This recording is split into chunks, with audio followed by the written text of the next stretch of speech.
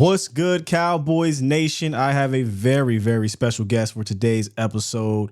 My guy, Tiny Jim, Dave Helman on the show. What's good, bro? I love it's funny. I used to hate hearing that nickname, and now I love it because it's a throwback. It's Like if callback. somebody's calling me Tiny Jim, then they've been with the program for a long time. Man, What's good, dude? I'm good. How are you? I'm good, man. I've been watching y'all since y'all was in the closet back in was it Valley Ranch? Maybe It those days. was it was a closet, Yeah. a literal. It was like a storage closet that they put like eggshell foam on the walls, and yeah, I don't know how we used to fit four people in there, I don't but either. it was fun. But you've moved on now to grander pastures, right? You are now a few years into Fox Sports Network. How has that transition been from covering and focusing on one team to now the entire NFL? It's fun, man. I mean, fortunately, it's the Dallas Cowboys. So if what I've learned is like if you're gonna make the transition from covering one team to covering every team, like if there's one team that it helps to have expertise on, it's the Dallas Cowboys. Like it's always nice to know that club is in my bag, and like people at Fox love hearing that. They're talking. "Well, of course, we want to talk about the Cowboys. The Cowboys do numbers. The Cowboys are the biggest, most interesting team and fan base in the league. So I still get to stay in my comfort zone because nobody's ever upset about talking about the Cowboys. But it's been a fun challenge because I was thinking about that the other day because we're into the thick of like it's time to be prepping for the season. You're seeing all the preview Yeah. shows, and I'm starting to ramp up my plans for my own podcast, and I'm starting to get asked to do other people's shows. And I was just thinking, like, man, it used to be, and don't get me wrong at all. Covering one team is a beast. Being on top of everything, there's news every day. But I used to have the privilege of just, if I wanted to ignore everything else, I could, as long as I was on top of the Cowboys. And now it's just making sure that nothing important slips through the cracks. I think I was like studying up on like the AFC East, and I was just going through everything, and I was like, "Holy cow! I forgot that guy wound up Yeah. there. Or I forgot they cut that guy." And it's just staying on top of everything like that. But it's a really fun challenge. I love talking about the NFL. Man, I think you're crushing it, bro. The NFL Oh, podcast on Fox is great. I often try to get some nuggets from there if I can, upcoming opponents during the season or things like that. So you keep crushing that podcast, brother. thanks, my dude. Yeah, it's gonna be fun. Like I said, we're getting back to it here in the next couple weeks once training camp gets into full swing, and I'm really looking forward to it. Now, moving on to Cowboy things here. You've covered this team, like we talked about here, for a long time, over a decade, if not 12 years, correct? So 11 or 12? 11 or Yeah. 12. Who's counting? Who's I counting? am, damn it. He was there for a long time. And you know how these Joneses move, especially when it comes to monies and contracts. And, I want to quote a famous football philosopher, if I may here in a quick second. He says, quote, as much as Jerry Jones wants to win another Super Bowl, he also wants to be relevant. For all those reasons, I think the Cowboys wind up paying Prescott a ton of money before the season starts. The price tag is scary. Here's a good one here. But the thought of irrelevance is even scarier. End quote from the great David Helman. I like you got like five words into that, and I was like, wait a second, I'm pretty sure I wrote that. Yeah, man. I mean, obviously, I think it's the biggest, and I'm not just saying this because it's the Cowboys, because obviously anything Cowboys is going to get a lot of focus and get a Yeah. lot of attention. But I think it's the most interesting and most important storyline heading into training camp and heading into the 2024 season for the entire NFL, because you don't see stuff like this happen very often, where a quarterback gets unsigned by his team and could hit the open market. I mean, we know what it looks like when a quarterback hits the open market, mainly because Kirk Cousins has done it a couple times. But Kirk Cousins, with all due respect to him, hadn't accomplished what Dak has either time that he did it. Like when he was in Washington, he was still pretty young. And then when he just left Minnesota, he's pretty old. He's 36 coming off of an Achilles injury. Whereas, Dak's right in the middle of his prime. He just led the league in passing touchdowns. He just was named All Pro. So the thought of him hitting the market, I mean, it would be crazy. It's not even close. He would easily be the biggest, most coveted free agent on the market if it came to that. And I go back and forth every single day. Literally, it's so funny that you brought up that quote because yesterday we were doing production meetings on Speak on FS1, and I don't remember why it came up because we didn't talk Cowboys on the show for a change. Shocker. But I know, yeah, I guess you can't talk about them every day. But I was just, I was thinking like, man, what if Dak decides no, like no price is gonna be good enough for what I'm after, and I want to make sure I hit the market. Even if I were to re-sign with the Cowboys, I just want to have that power to be on the market and talk to teams and set my price and blah blah blah. And I just go back and forth between, well, what if Dak wants that, or what if the Cowboys really make him an offer that he can't refuse sometime between now and Labor Day. And it's fascinating to think about. And I still, at the end of the day, believe what I said, which is I think when push comes to shove, I mean, we've seen how this goes. Yes. The Cowboys, these things get drawn out and people talk tough a little bit. But at the end of the day, when it's a big time player, the Cowboys usually give the guy exactly what he wants. And I know, sorry, not to cut you off. I know there's a lot of people listening to this. There's got to be some people listening to this that would like to see Dak leave and they just want something new and blah, blah, blah, blah, blah. Good. That's all well and good. But you don't run the team. You're not in charge of selling the tickets, making sure there's a lot of people in the building, making sure that there's justification for being in 8 primetime games. I mean, you think Jerry Jones wants to play 8 primetime games with a not good quarterback? And I mean, we've seen what that looks like in seasons like 2020 and 2015. I don't think they want to do it. And that's why I think ultimately, if I had to predict the future, I think they'll wind up offering Dak a really, really nice contract. I mean, Dave, I don't want to go back to the days of Jerry trying to sell us on Brandon Whedon, who has the strongest arm he's ever seen in his life, former baseball guy. I don't want to go back to those days. And maybe, things would be different with them taking the quarterback position more serious than they did in years past. But I think it'd be unprecedented if they were to just let him walk. I have to see it to believe it. Because like you said, every time they play hardball, Dez, D-Law, Dak, Zeke, doesn't matter who it is, the top guy, they eventually, cave in. And to a degree, rightfully so, because a lot of these players are one of the best at their position in the league. And I don't think that changes with Dak Prescott, even though, yes, and I think I heard you say this and I agree, yes, he needs to perform better in the postseason, at least as of late. But, to me, that doesn't mitigate who he is as a player in this league and for this team. And, being good enough to get you there and give you a chance. It's going to take more than 4, I think, to get you over that hump. And that's something I want to put a pin in. But I just can't see them letting him walk. And I know this trade thing gets brought up. First of all, there's no trade clause. We totally understand that. But if they truly wanted to move on from Dak, they could go to him and say, hey, this is what we want to do. If there's a destination where you want to be, let us know and we can try to figure it out, a la David Carr in Oakland, in Las Vegas, who had a no trade clause and then removed it to get traded. I don't believe they really want him gone like a lot of fans do. I think they want him here, but they don't want to get taken to the woodshed like they did last contract negotiations. That's kind of where I see it at. But see, and that is the interesting thing.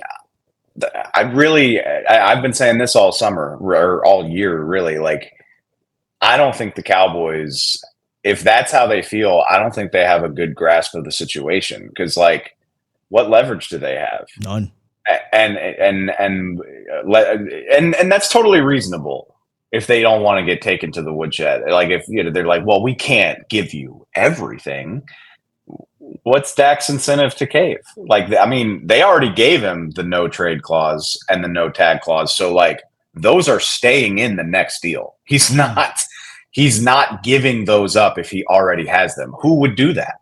Like once you've already won a provision in your contract, you're not giving that power up. And especially as you get older, I think the power to sort of have that command over your situation becomes all the more important. And again, price is everything too. I mean, I know Dak said he doesn't quote necessarily want to be the highest paid quarterback, but he kind of had a little grin on his face when he said it too. I mean, I think he wants to be in that conversation, if not at the very top. So it's cool if the Cowboys feel that way, but that is really what makes this interesting. Is all Dak has to do is be like, no, I'm cool gambling on myself. I've done it before, and it worked out just fine, even though everything went wrong for me in that 2020 season. I mean, Dak is, what is it? It's late July. Like Dak is 6-7 months away from cashing in every way imaginable if he doesn't like what the Cowboys are willing to offer. So that's what I think is interesting. Is this is not a regular negotiation where like both sides kind of have to compromise in order to come to a deal. Like Dak doesn't have to compromise if he doesn't want to. He fought really hard for that leverage and he has it. Nah, that's true. When you think of it that way, we all always knew he had all of the leverage in the situation, but and the Cowboys played this pity game where, oh, woe is me, we have to pay X, Y, Z. But I always thought that was interesting, or funny at least, because if you did pay X, Y, Z, you would open up more cap space to then bring in more players. And the Cowboys right now, as we speak, and it's not going to change, they are last in the NFL, excuse me, in salary cap money spent. My bad, my voice went away. They're last in salary cap money spent. You were so upset talking about all these contracts. Yeah, man, so mad at how they're moving because I get this is what they do, but I don't know how this helps your team get better. I just don't understand, and that should always be the goal each and every offseason, Dave, is to get better and not worse or maintain. And that's a thought that I subscribe to. If you don't mind me here turning the page, I look at each offseason that either you're getting worse, you're maintaining, or you're elevating. And I feel like Dallas lives in that maintain area, right? Because hey, 12 wins, we're relevant, we're getting to the playoffs. Whereas elevating your team with personnel moves or even risky coaching moves, it requires a level of risk that they aren't willing to take, whether it be money, whether it be trading a guy or trading for a guy. You could argue they've done neither elevate their team or maintain their team from previous years. So I have to ask you this question.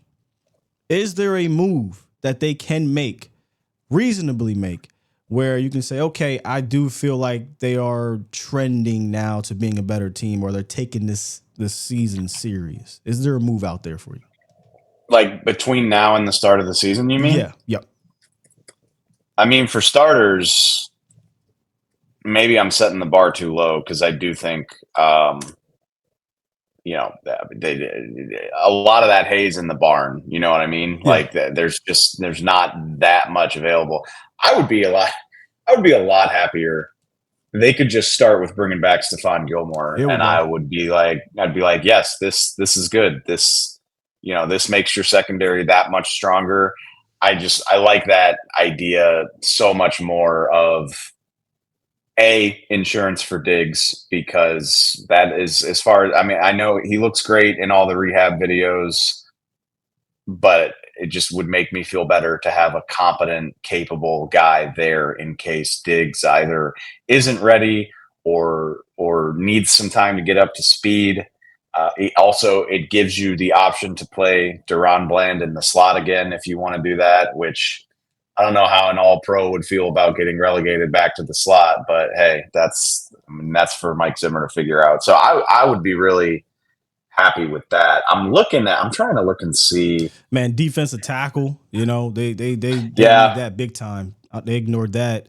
Not bringing back Hankins at the very least, I thought would have been smart. But I trying remember. to, I think even the most even the most positive fans who were like y'all do this every year and they're fine. Like even the most positive fans were surprised and bummed out when Hankins went to Seattle. They were like, wait, that we're not even keeping the $1 million D tackle? Like, what are we doing here? Yeah, are there any like defensive tackles left on the market that get you excited? That's the question. I mean, at this point, anybody will just say, okay, thank you. They're bringing in some bigger Oh, bodies, but you know what? That I wrote about this a couple months ago, like back when free agency was still more active.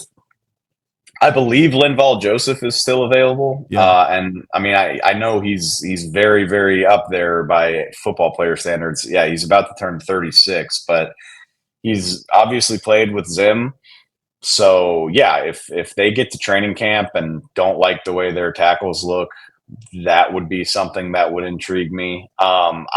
Okay, now I'm recalling this now because I wrote in the spring about like some available free agents that I think would be smart for the Cowboys to sign. Another one, and you can roll your eyes at me if you want to. I know he hasn't done a whole lot in a while, but for a low price, if they wanted to bring Michael Thomas in to compete at Hey, wide receiver, hey, now I brought that up yeah. to our So fans a couple weeks ago. Because when Zay Jones got brought in for a tryout, I think it was Zay Jones, or was it a tryout? Yeah. Zay Jones got brought in for a tryout, and I brought up Michael Thomas. I'm like, anybody interested in a flyer here? Because the Cowboys don't really have that veteran wide receiver. If Cooks and Lamb, if one of those guys go down, it's a young group. So maybe they could bring in a bigger guy. He just gets hurt a lot, though. That's the only thing, Dave. he does. I mean, he really hasn't been healthy since like 2019, and he hasn't produced at a meaningful level. But this is the situation you wind up in when you don't do anything in free agency. Like these are the guys that are available to you. But on the bright side, and it would be a total Cowboys special because Michael Thomas, Linval Joseph, Stephon Gilmore, like yeah, you would have to Boomer pay him. injured. You'd have to pay him some money to get into camp, but not the type of money that would like change the outlook of your future. You know what I mean? Like what's three and a half to $5 million between friends? Like if Mike Nothing. Thomas can get in here and if he can be useful and Jerry loves upside. So like if he could even come close to tapping into his old potential, then yeah, I mean you take that swing every time. So I'm not asking anybody to get excited about any of this, but yeah, there are a few guys where if they did it, I would at least be like, all right, I see the vision here. I'm on board. You brought up the receiver position, and I was listening to the clip on Mina Kimes' show. You joined Mina Kimes' podcast about a week ago or so, and you talked about the skill positions. She mentioned how the Cowboys had CeeDee Lamb, but not a whole lot after, and Green Bay had a ton of guys. And you had said something that made me take a step back because we talked about this, I think, behind the scenes. When you're focused on one team, you kind of don't really see the rest of the league, what's happened, or at least you don't think about it. And that's what happened to me. When you listed the Cowboys rankings in regards to skill positions, I said, oh my goodness.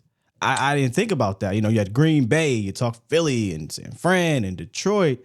And I'm just thinking, you know what? The Cowboys got Lamb and Ferg and a couple guys they can throw in and out of the receiver rankings, but they are pretty mid in regards to the rest of the NFC. You So know what's crazy? Not what's crazy, Will, is once the show was over, like when you do a show or when you do a podcast, like you kind of review your tape. And I was thinking about that and I was like, man, I could have kept going. Like I left some teams off of there. If you're just talking about skill the players and Rams. forget about who's throwing them the football, but like I said the Rams, I think you got to throw in the Seattle Seahawks with that Oh trio of yeah, yeah. receivers and the running backs that they got. And here's a huge one that I left off. I don't know who's going to throw him the ball, but the Minnesota Vikings have a crazy skill group. When you talk about Justin Jefferson, Jordan Addison, TJ Aaron Jones. Hawkinson, Aaron Jones, like there are some loaded up offenses in the NFC. And I was doing all that. And yeah, man, like I don't think the Cowboys could rank any better than sixth in the NFC in terms of their skill groups. And it might be worse than that. It might be eighth or ninth. Oof. Yeah, I And mean, like a lot of fans brought that up in the offseason, and I did my rankings of needs. Receiver was in my top 5 of rankings going into the draft. But I always, and look, this may be a quarterback thing, I always said, you know what? Even if they don't attack that position, I think that Dak and Lamb, those guys can still have a really good passing offense because they did that last year. But then what happens when you run into the playoffs and you need more players to step up and you're relying on draft and development guys who don't developed, in the postseason? What happens then? And you said it on Mina Kimes' podcast. You don't think just Dak in the group is enough. I don't think it's been enough for a minute. I mean, I think to be taken seriously as like a big time contender, I think you need 4 pretty legitimate weapons in your offense. And yeah, like the Cowboys offense is going to be good this year. Dak's going to be good. CeeDee Lamb's going to be good. CeeDee Lamb's one of the 5 best receivers in the NFL. But even that, like you just need more than that. You need more pitches in your repertoire. You need to be able to change up and rely on somebody else. Okay, so you got CD. I said it on Mina's show. I feel great about Ferg. I think most people do. I really think he's an ascending young player. If he keeps going, I think he'll crack into that really top tier at tight end. So yeah, we'll say Ferg. Cool. So you got 2. Yeah, all right. How are we getting to 4? I mean, Brandon Cooks could have a much better year. He is, he's on the wrong side of 30, I believe. So it's definitely possible, but I don't know how much you want to bank on it. And even if he does, okay, now we're at 3. So then you're looking at it and you're saying, which one of these running backs is going to come out of nowhere and become a stud, or is Jalen Tolbert finally going to be the guy that is worth talking about as much as we've talked about? And maybe it will happen, but seeing is believing. And I think they are woefully short of having enough after the top billing guys. And it hasn't always been this way. Like obviously they used to have the big trio, they had CD and Amari, and Gallup was good for a couple years. And even going way back, Randall Cobb was a really solid number 3 for a year. They had, at one point in time, Zeke was obviously a much younger, better player, and they also had Tony. Yeah. And so, like, you look at all that, this offense used to go 4 or 5 legitimate options deep, and now it's like 1.5 to 2. And they would replenish it too. So, like you said, you go back and you said Wilson, who eventually turned into something. The front office didn't even think about said, but just think about the difference it makes when your 6th round pick, who's kind of your 4th receiver, is a guy that you can count on. Yeah, 2021. I mean, how many clutch plays did said Wilson make that season? Yeah. So and they just haven't. Well, I mean, until the playoffs is a phrase that applies to this whole damn team. So, I mean, we'll deal with that when they get there, I guess. But yeah, I mean, it's a valid point. Like, that's every time I talk about the Cowboys, that's where it has to start. Where you're like, look, I know what happens in the playoffs, but I mean, we got to get through the season before you can worry about that. I mean, we got to. Yeah, I say it every year. We got to get there, and how are they playing when they get there? And I think to fill this gap between the rest of the NFL or the rest of the NFC's skill players and the Cowboys, I think it's going to take coaching, Dave. Year 2 in Mike McCarthy's offense, I'm hoping we see a little bit more creativity, because you don't have to have 5, 6, 7 skill guys that are off the charts. You can be. I look at Houston, for example, right? Nico Collins is a fantastic player, but before Bobby Slowick got there, Nico Collins was just kind of a guy, right? And they draft Tank Dell day 3 of the draft, or late day 2, I think it was, of the draft. Great. I think he's a great young talent, but I also believe, having a guy who can throw him the ball, and Bobby Slowick putting him in position. Dalton Schultz, I think he's a fine tight end, but Dalton Schultz was moved on from Dallas. I don't look at their skill players now. I look at them and differently because of who they are, and they got Stephon Diggs. But prior to that, and say, oh man, these dudes are just top tier 1 type of dudes. I look at it and say, Bobby Slowick did a fantastic job putting them in position and then having a quarterback that can deliver the ball. My question is, do you have the confidence in this coaching staff, aka Mike McCarthy, to be able to mitigate not having maybe a surefire 2 or surefire 3, 4 high-end weapon? I mean, I do think Mike McCarthy deserves a little more praise than he gets. Their offense was fantastic last year, after whatever the hell happened.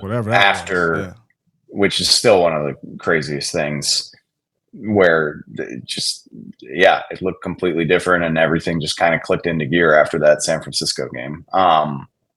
After that, it looked great, and maybe they won't make that mistake where they try to be something they're not for the first 5 weeks of the season. I trust Mike McCarthy. The offense is going to be good. Dak's going to be good as long as everybody's healthy. You say what you will about Big Mike, but I think he deserves a lot of credit for just how consistently good the Cowboys have been. It's easy to turn your nose up at 3 straight 12-win seasons, considering what's happened in the playoffs, but when Jason Garrett was the coach, you could never count on consistency. Yeah, like it was like, all right, they lost in the playoffs. Now it might be a year or 2 before they have another opportunity. At least with Mike, you've been reasonably confident that they're going to get back and have another crack the year after. So I think Mike deserves a lot of credit. I think the offense will be fine. My thing is, the thing that makes me hesitant to say that is, it's the same team. It's the same guys, there's nothing new to say, oh, this will put them over the top, or this will be better than last year. And I think Brandon Cooks will probably have a better season because the Cowboys just forgot about him last year until like week 7, and he was playing catch up. Maybe he'll be involved in the offense from day 1 this year. And so his numbers will reflect that, and I think he'll have a better season. And Ferg will, I think, continue to ascend, so he'll probably have a better season. But it's still the same overall supporting cast, and I don't know at this stage in his career that Mike is this offensive wunderkind who's going to just elevate all of this, stuff. Like, not like to a crazy degree beyond what we already saw. I mean, this offense was awesome last year. Again, especially after the bye week, like they were really good. I mean, Dak had 37. Was it 37? 36 touchdowns. Led the league in 36. Touchdowns. Yeah. 36 touchdowns. But he did that in what? He missed like an equivalent of 2 games because he sat out so much because of the blowout. Yeah, he did miss a ton of fourth quarters. So they were already really good. And on top of that, don't forget, I hate to be this guy, but I want to see what the offensive line looks like before I'm predicting improvement across the board from everybody at the skill positions. And that's that's what you were talking about earlier, is like, did you get better? Did you maintain? Did you get worse?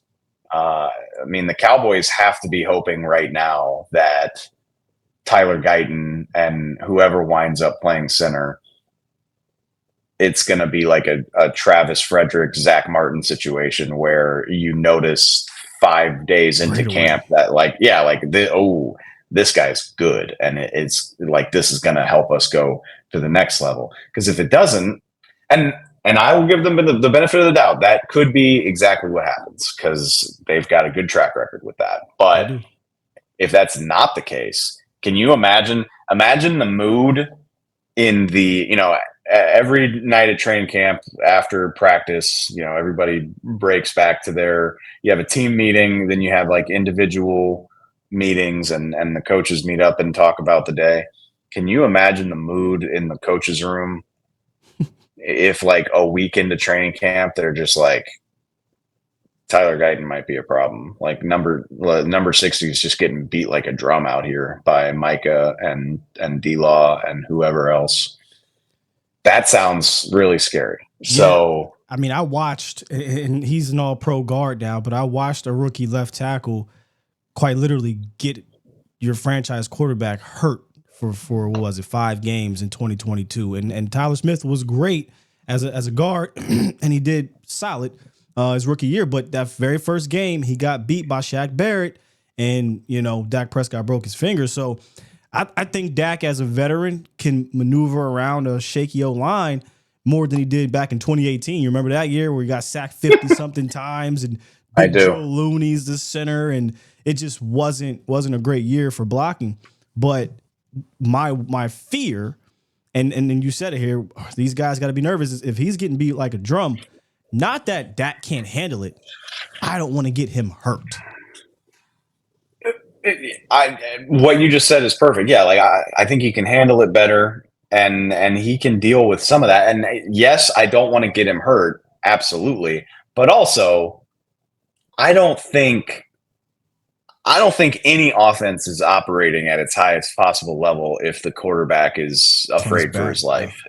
Well, even if he's not on his back, if he's just afraid for his life, like if he is worried about the protection to a crazy degree and doesn't trust his time in the pocket. I mean, the internal Speeds clock up. of it's 3 seconds at the NFL level anyway, which is not a lot of time. And now imagine if you don't trust that 3 seconds because your rookie left tackle is struggling, it can create a lot of problems, even if your quarterback is not getting sacked. So I am, even expressing all the concern that I expressed about the skill players, I'm way less worried about that than I am about Tyler Guyton. And like I said, whether it's Brock Hoffman, whether it's Cooper Beebe, it doesn't matter to me, but those guys need to be good, and they need to be good quickly, Now, or it could be problems. Yeah, when it comes to units, the offensive line at training camp, I think, is the one I'll be focused on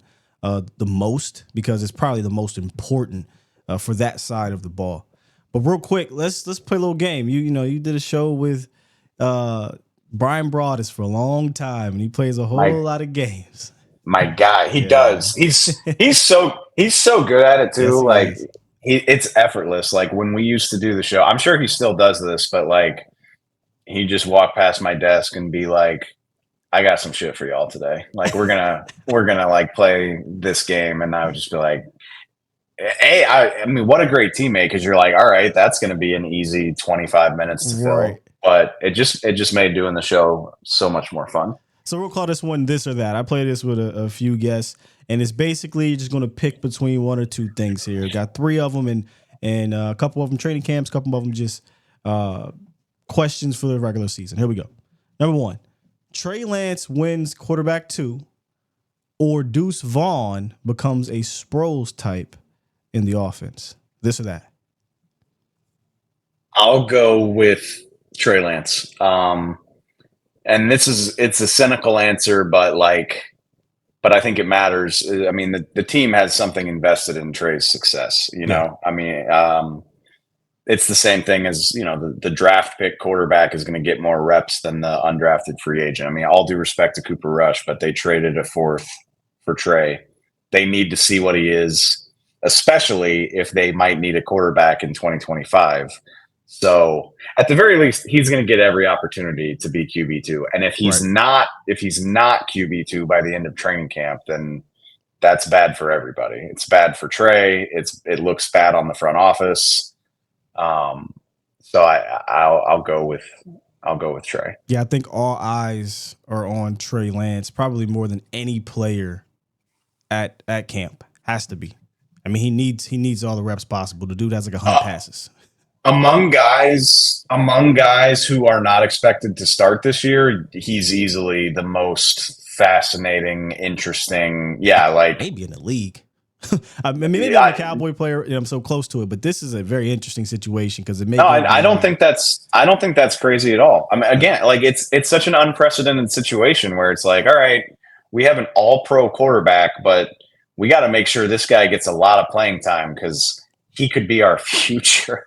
Oh, and by the Oh, way, he's not under contract in 2025 either, but he still might be our best bet. Dave, have you ever seen this happen? I brought it up to my viewers. The Cowboys quarterback room has no quarterback under contract after this season. I don't recall a franchise that had zero quarterbacks under contract. Not practice squad, not fourth string guy, no one. Everyone's on a 1 year deal. I think that's very strange. It's definitely very strange, and it gives me anxiety. Yeah, But that's hey, well, this is the Cowboys. You know, it's the always Cowboys. it's always a spectacle. This or that. Mike McCarthy sticks around past this season, or Mike Zimmer becomes the next head coach. Oof. And before you say Mike Zimmer, you know damn well Jerry Jones and Steven have done something very similar where they'll go with the guy that they know, they trust. He's been a head coach before. I'm just saying it's not as far fetched as I thought it was far fetched when I heard it at first, but I'm like, wait a minute, they've been down this aisle before. No, I don't think it's far fetched at all. Yeah, I mean, Zim has long history with the Cowboys. Like he's beloved in that building by a lot of people. He's been a head coach before. So yeah, like he spends this year in the building. Let's say Mike isn't the coach next year. He's a very logical candidate. I don't trust Jerry and Steven to make like an inspired or interesting hire. Right. I mean, I just don't. Ben Johnson would be my inspired hire. I would love it. Yeah, I mean, yeah, Ben Johnson, Bobby Slowick, Slow it. Drew. I think his name's Drew Petzel, the offensive coordinator in Arizona, was doing some Yep. really fun stuff last year. Yep. There's all kinds of guys that would be exciting, but like I said, I don't trust the Cowboys to do that. I think Jerry, after the Jason Garrett experiment, I think Jerry is hesitant to like let a guy learn on the job. He wants somebody that's done it before, and that very much limits your pool of candidates when you want somebody that's been an NFL head coach before. So I think it makes a lot of sense. Um, I Tough think one, right? I I think I'll go with Zim because remember, this isn't a case of like McCarthy has to win or else he's fired. Like McCarthy's out of a contract. Like McCarthy's in a contract year. So Yep. it's not that Jerry is going to fire him. It's that Jerry has to renew his deal. And then on top of that, Mike has to want to renew his deal. I didn't think about that And part. so think about the situation with Dak. Think about Mike's age. I mean, he's not a super old guy, but he's also up there a little bit, especially in terms of coaching and stuff. And I don't know. I haven't been around Mike on a day-to-day basis in a couple of years, but I wouldn't be surprised if he's just burned out by the Cowboys circus a little bit. You know, like he was in Green Bay where like everybody left him alone, you know, and now he is in Dallas, which is just a nonstop roller coaster. So, and then on top of that, he probably needs to win big and like win in the playoffs for Jerry to want to give him another contract. So that's a lot of stuff that suggests this might be his last year. I'm with you just for the simple fact, you know, history is shown. I know you shouldn't base everything off history. That the Cowboys, it's very likely they will not advance far enough for Mike McCarthy to keep his job. Now maybe winning one playoff game will do it, but for years we've been saying if they get to the NFC Championship game, that should suffice for whoever is sitting in that head coach seat. But we just talked about it. Did they do enough to really put themselves in that San Francisco, Detroit. Because Detroit's ascending, right? San Fran always ascending. Like these teams the Packers are ascending. You just got whooped by them in the playoffs. Did they do enough? That's to be decided. And if you believed and subscribe to that they did not, then they won't advance. Thus, Mike will not be the head coach. And if he's not, Mike Zimmer, I would go with this or that. I'd go with Mike Zimmer being the next head coach because long history, friends with Steven and Jerry, disciplined guy, former head coach. They've been down this road before, so this makes the most sense to me out of those two. Of those two options, I tend to agree. Yeah, like I said, I think Mike McCarthy deserves at least a little bit more credit than he gets for the stability that he's brought. But 100%. There's a lot of stuff working against him when you're talking about getting a new contract. So yeah, I lean towards them. All right, last one here. This is I don't want to say tricky, but Cowboys' fourth consecutive 12-5 season, or their first non-double-digit win season under Dak since 2019. Healthy. 2020 not considering. If these are my choices, I'll take non-double digits. But when I say that, I just mean 9-8. I think if I had to pick the Cowboys record right now, I'd say 10-7. I still think they're a playoff team. I said this on Mina's show. I really think Dak is at a level, and I get it. I don't know about the playoffs. Don't ask me about the playoffs. That's not what we're talking about right now. Right. I think Dak is at a level where, as long as he's healthy, you're going to be a playoff contender. I agree. I think he's reached that level. He deserves that level of respect. He's never had a losing season, even when he was not as good of a quarterback as he is today. So, like I said, if I had to pick it right now, I'd say 10-7. But that's not the question. If you're asking me to choose between the two, I just feel like they lost so much and didn't try that hard to replace it. It would be really, really impressive if they won 12 games with two rookies on the offensive line and a shallow receiver core and no running back room to speak of. If they won 12 games, McCarthy Coach of the Year candidate right there. Yeah, McCarthy Coach of the Year candidate, and I might never shut up about how good Dak is if he drags this team to 12 wins. Well, I thought about the non-double digit thing too, but I said, what was my thought process in 2022 when they went and signed James Washington as their big addition, right? And they went out there with Noah Brown as wide receiver 2 all year. And ended up winning 12 games where Dak Prescott got hurt 5 games in the season, right? At the beginning of the year. They came out looking terrible against the Buccaneers. I'd argue that the team is not much different in that sense. Yes, certain areas of the team are better and worse, but in totality, it's probably a similar situation coming off of a big year in 2021 and didn't do much to get better in 2022 and ended up 12-5. Coming off a big year in 2023, didn't get much better in 2024. People writing them off. You got players who left. You got rookies who you're trying to count on, draft and develop. They could sneak here and get 12 wins again, and it would not shock me. And guess what else? Sorry, Dave. It won't matter because of I'm sitting here like having a crisis of faith. I'm like, man, maybe I'm not giving them enough credit. Like, you're right. And I whined all summer. I did too. In 2022, the same way that I'm whining right now, which I would say totally justified, because when they got to the playoffs, they didn't have enough. And I guess that would be, to your point, it won't matter. And you're absolutely right. They could win 12 games. Who gives a shit? Yep. Because is it going to translate? Is it going to be enough when you wind up in a game against San Francisco or somebody like that? There it is, Dave.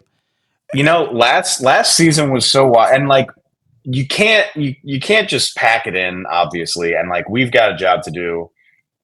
And teams change, seasons change over the course of the year, but like that Niner game last year, it just took all the wind out of my sails, like all the way in like week, whatever it was, week 5, week 5, where like for the rest of the year, I was just like, they don't have it. You know what did it for me, Dave, in that game was the lack of urgency. It's like, I think McCarthy came out and said, yeah, our season, we're going to break it into, sections. And he treated that 5th game like, you know what? It's only game 5. Let's just roll out a vanilla offense, as opposed to, damn it, we done lost to the 49ers twice in a row. I'm throwing the kitchen sink at this team. We're coming out here with some energy. We're coming out here, and whatever we were planning on doing in week 10, we're doing it in week 5.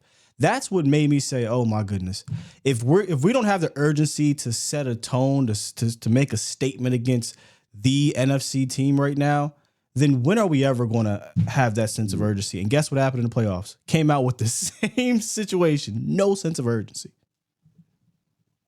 They made a statement, all right. It just wasn't a good one. But yeah, no, I'm with you. Made a very compelling point that even with everything that bothers me about this team, they might still be good enough to win 12 games because they do have 7 or 8 all-pro caliber players. They've got a great quarterback, but it's hard to have confidence that that's going to translate to anything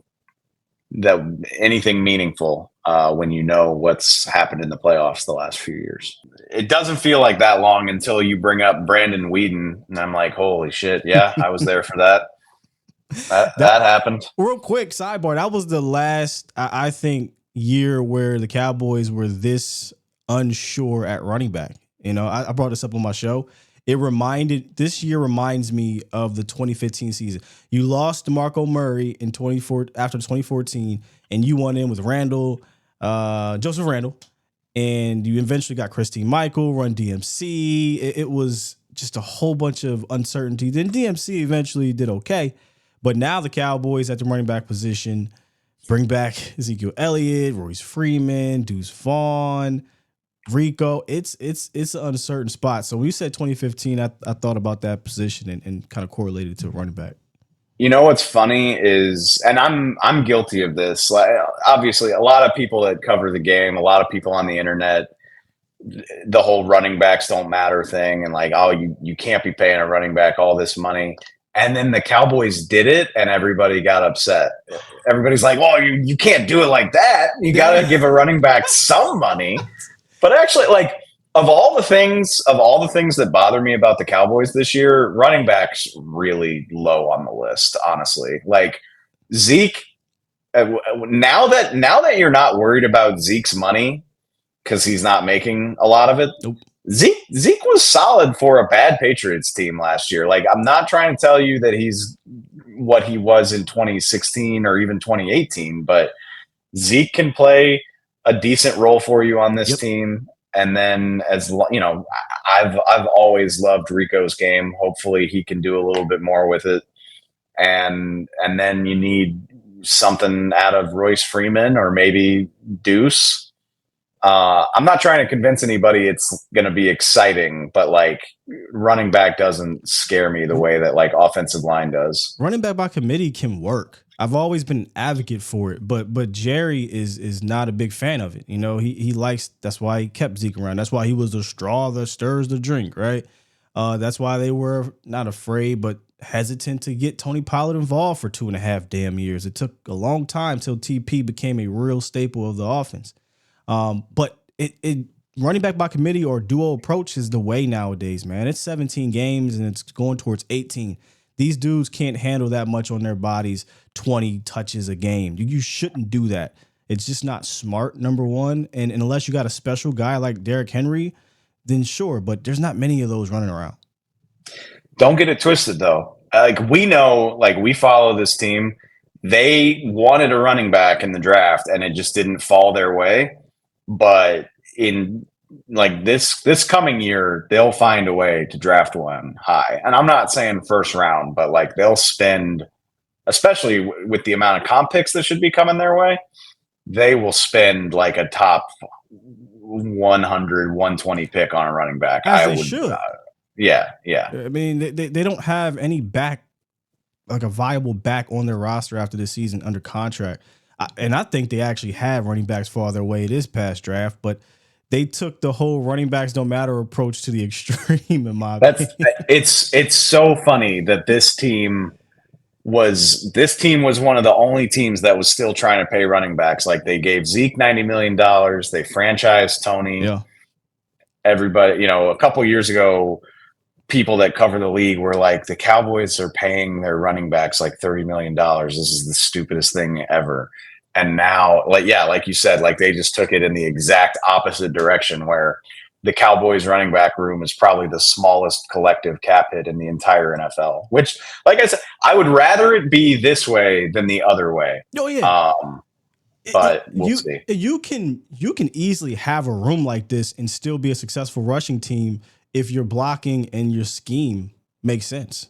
Right? Like if you have a good offensive line that can run block, or you have a good scheme, if you don't have a good run block and offensive line, Rico and Royce and Deuce and Zeke, they can be good. And by the way, I agree with you. I think Zeke can serve a purpose this year, especially as a goal line back, power guy, tone setter type dude. He doesn't need to be Zeke of 2016 anymore. I think he can have a role here. But it'll be up to Mike McCarthy and Mike Solari, the offensive line coach, to kind of mesh together and make sure that this run game complements Dak. Because if it don't, bro, now you're just saying, hey, 4, 87, 88, and 3, go win it again. And that's not enough. No, it's not enough, but it might be what winds up happening. Yes, I mean, unfortunately. We'll see. We'll see. It's gonna be interesting though. Yeah. Hey Dave, this can't be the last time we get you on here. I know you're gonna be super busy during the season, but even if we got to schedule it 2 months out, I got to get you back on, brother. Yeah, just shoot me a message. Yeah, my calendar is gonna start filling up here, but yeah, you know how to reach me. We'll do something. My guy, Dave Helman, ladies and gentlemen of Fox Sports. I'm Scott Walker Still. We are out. Peace.